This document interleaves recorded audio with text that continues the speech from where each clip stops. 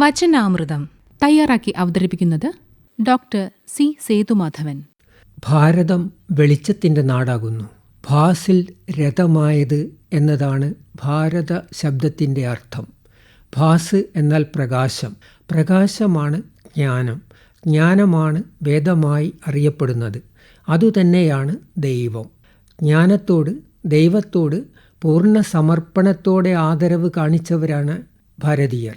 അസതോമ സദ്ഗമയ എന്നും തമസോമ ജ്യോതിർഗമയ എന്നും മൃത്യോർമ അമൃതംഗമയ എന്നും പ്രാർത്ഥിക്കുവാൻ നമുക്ക് കഴിഞ്ഞിരുന്നു എന്നതിന് ബൃഹദാരണ്യകോപനിഷത്ത് സാക്ഷ്യം വഹിക്കുന്നു. ഭാരതം ലോകത്തിന് നൽകിയ ബൃഹത്തായ ഒരു ഇതിഹാസ കാവ്യമാണ് മഹാഭാരതം. വേദവ്യാസനെന്ന് പുകഴ്പെറ്റ കൃഷ്ണദ്വൈപായനാൽ വിരചിതമായ മഹാഭാരതം വ്യാസൻ്റെ ശിഷ്യപരമ്പരയിലൂടെയാണ് സമൂഹത്തിലേക്ക് വ്യാപിച്ചത്.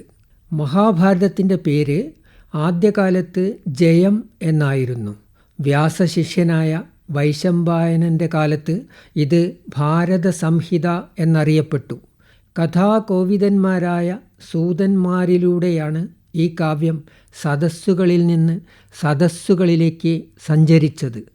ഈ സഞ്ചാരങ്ങൾക്കിടയിൽ ഒരു മാറ്റം സംഭവിച്ചു. കാവ്യത്തിൻ്റെ പേര് മഹാഭാരതം എന്നായി. ഈ മാറ്റം വ്യാസൻ ഉൾക്കൊണ്ടിരുന്നു എന്ന വസ്തുത മഹാഭാരതം ആദിപർവത്തിൽ നിന്ന് മനസ്സിലാക്കാനാകും. മഹത്വം കൊണ്ടും ഭാരം കൊണ്ടും മഹാഭാരതമെന്ന് പറയപ്പെടുന്നുവെന്ന് വ്യാസൻ തന്നെ പ്രസ്താവിക്കുന്നുണ്ട്. മഹാഭാരതത്തെ പഞ്ചമവേദമായി പണ്ഡിതന്മാർ പരിഗണിക്കുന്നതും അതിൻ്റെ പ്രാധാന്യത്തെ വ്യക്തമാക്കുന്നു. ഭാരതീയ മനസ്സുകളിൽ മഹാഭാരതം ഒരു അശ്വത്ഥം പോലെ പടർന്നു പന്തലിച്ചു നിൽക്കുന്നു. ആരാധനയും അദ്ഭുതവും ആദരവും കലർന്ന മനോഭാവത്തോടെയാണ് നാം മഹാഭാരതത്തെ കാണുന്നത്.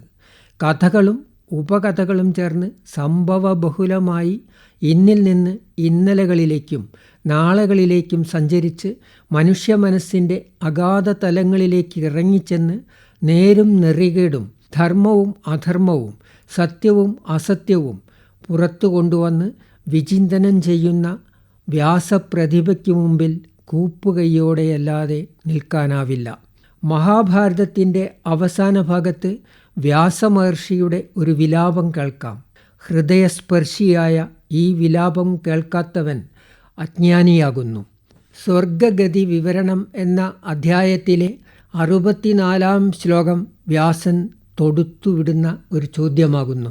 ഊർധ്വബാഹുർ വിരൗമ്യേഷ ന കശ്ചിത് ശൃണോതി മേ ധർമാദർത്ഥശ്ച കാമശ്ച സധർമ്മ കിം ന സേവ്യതേ.